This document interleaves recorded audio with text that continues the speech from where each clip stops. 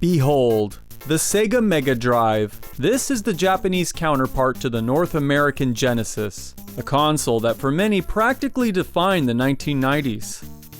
Everybody knows that, but did you know that while the Sega Genesis was a hit in the United States, the Sega Mega Drive, at least in Japan, was not only behind the Super Nintendo, also known as the Super Famicom, but it also fell behind the PC Engine, which is the Japanese name for the TurboGrafx-16.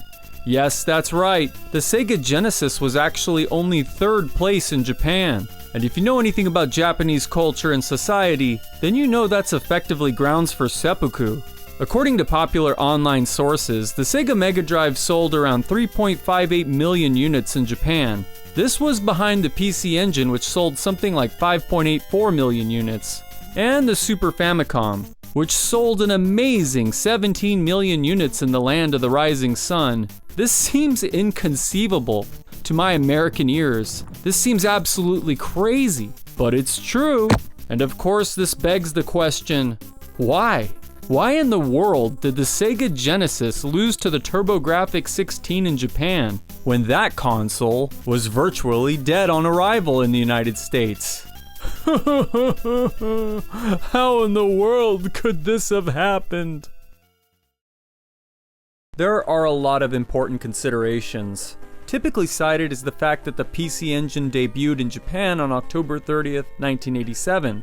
A full year before the release of the Sega Mega Drive on October 29th, 1988. And of course there's the fact that the PC Engine was supported by an assortment of popular shooters and exclusive games created by Hudson Soft. Games that had a special appeal to Japanese sensibilities. But what if I were to tell you that there was another reason the Sega Genesis failed in Japan that's not much talked about? And what if I were to tell you that it was entirely Sega's fault? A decision that was every bit as goofy as the 32X.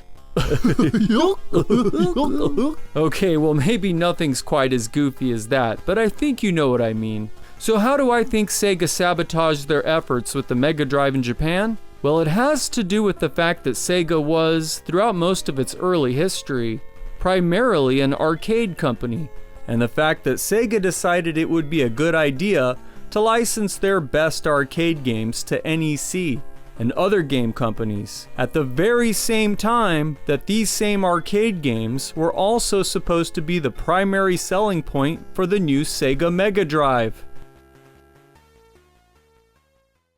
When the Sega Mega Drive debuted in Japan on October 29, 1988, it was facing very stiff competition in the home console market. The old Nintendo Famicom was already well established, having sold in Japan alone something like 12 million units, alongside a massive library of original games. The PC Engine with the backing of Hudson Soft was already a popular alternative, and Sega's poor little 8-bit Master System had failed to establish a foothold anywhere, except maybe in Europe, where it had debuted just a year earlier. Being popular in Europe has its benefits, but it's also a sure sign that you're a dork. The new Sega Mega Drive, on the other hand, had one marketable advantage that gave it a chance, and that was the promise that it could faithfully bring Sega's best arcade games home to your 450 square foot Japanese apartment. You can't even fit a bed in this place. No wonder the Japanese stopped procreating. In the 1980s, Sega had become the king of the arcades, with technically impressive superscalers like Space Harrier, Outrun, and Afterburner 2, games that simply could not be emulated with the 8-bit home computers of the day. However, with the dawn of 16-bit video game consoles, things were about to change. Sort of. Thus, when Sega launched the Mega Drive in 1988, it debuted with two key games, Space Harrier 2 and Super Thunderblade. Two proprietary Sega arcade games perfectly designed to showcase the raw power of Sega's brand new 16-bit hardware. Sort of. The sad truth is that both games kinda sucked, especially Super Thunderblade here, which, despite having the greatest box art ever made, I mean, look at that. Wow. And being based on one of the coolest arcade games ever made, again, look at it. The Mega Drive version, sadly, plays like a seizure-inducing fever dream. I'd rather go play outside. Skip it, skip it.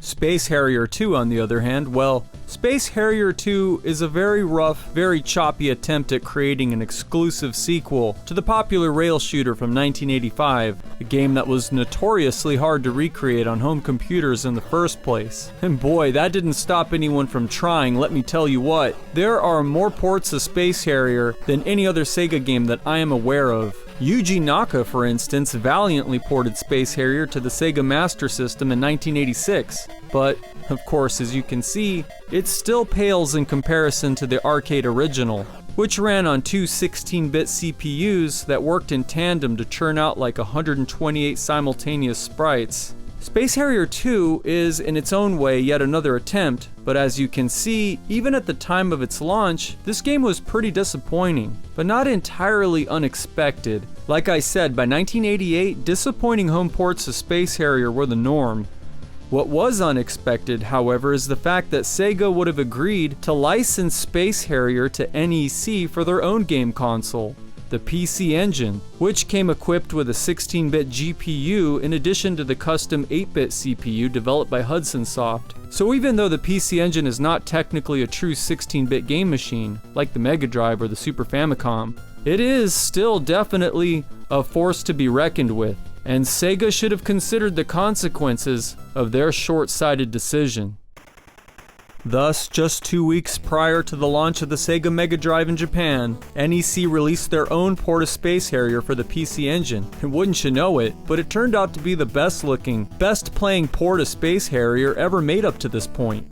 Comparing the two games, there's no doubt that Space Harrier on the Mega Drive has larger, more detailed sprites, and much better music and sound effects. But none of that really matters, because Space Harrier on the PC Engine managed to achieve smooth scrolling gameplay without flicker, meaning that between these two versions of the game, it's the PC Engine port that's actually the most playable. So right out of the starting gate, Sega's #1 reason for buying a Mega Drive was completely obviated by the existence of a PC Engine version that was, technically, a little better. That's a huge mistake, but it's a mistake that Sega would make over and over again. When Sega released Altered Beast for the Mega Drive in 1989, it also came out simultaneously on the PC Engine. And just as with Space Harrier, while it wasn't perfect, Altered Beast on the PC Engine was uncomfortably close to being just as good, and perhaps even a little better than its 16-bit rival in a number of ways.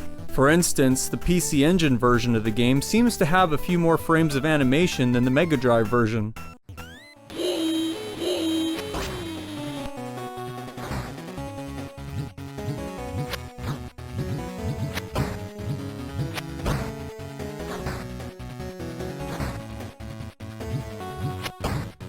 This same thing happened again with both Outrun and Afterburner 2. Sega produced a solid home port for the Mega Drive, but then went ahead and sold the rights to NEC, who would simultaneously produce a good port for the PC Engine, with the effect that, once again, there was less reason to go out and buy a Mega Drive. Indeed, similar to the situation with Space Harrier, it's arguable that the PC Engine port of Outrun, as seen here, was actually a lot better than the one released for the Sega Mega Drive. For a PC Engine game running on an 8-bit processor, this version of Outrun has surprisingly smooth software scaling graphics, solid controls, and an excellent attempt at recreating the game's buttery smooth soundtrack. It's really good. Even Golden Axe, one of the most popular Sega games of the 80s, and therefore one of the most important games released for the Mega Drive, was given a PC Engine CD port that came out only months after its Sega counterpart. In this case, however, the port was handled by Telenet Japan instead of NEC,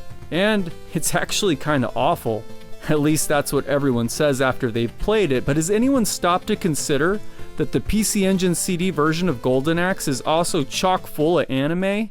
Look how awesome some of this is.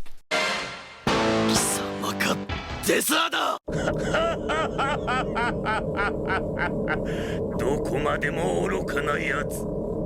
死ぬがいい。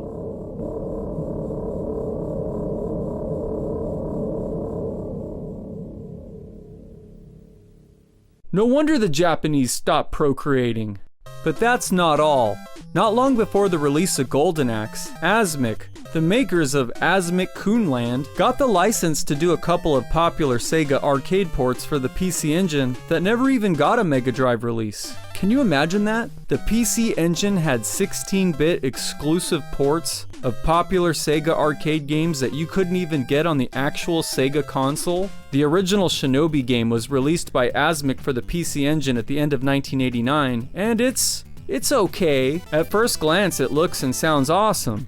But you'll soon realize that a lot is missing from the original, including Joe Musashi's melee attack when enemies are close by. In this version, you can only throw projectiles.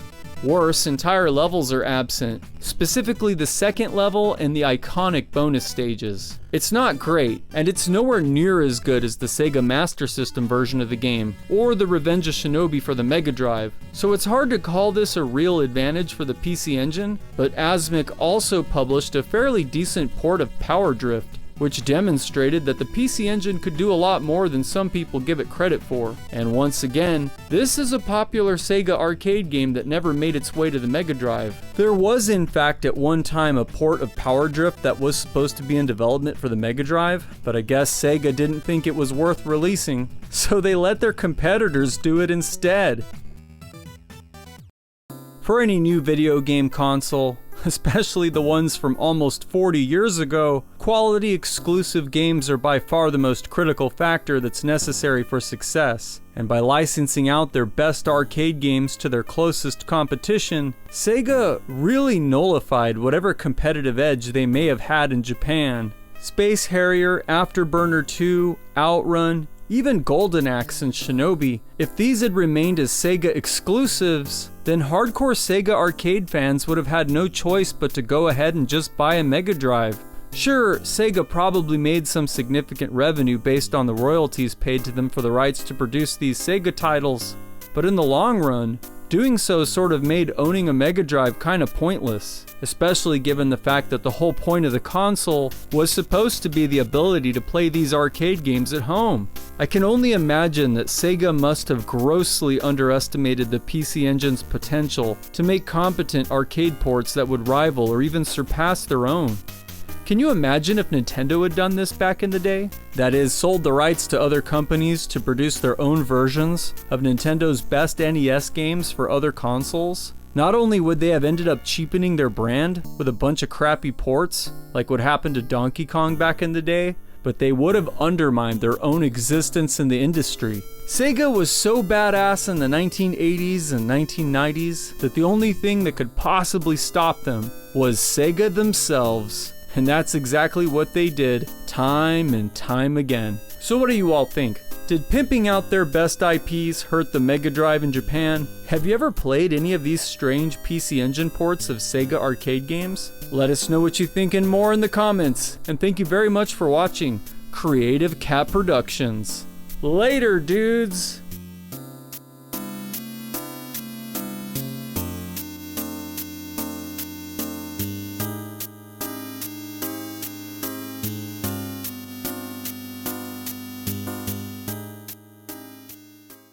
This actually is really fun.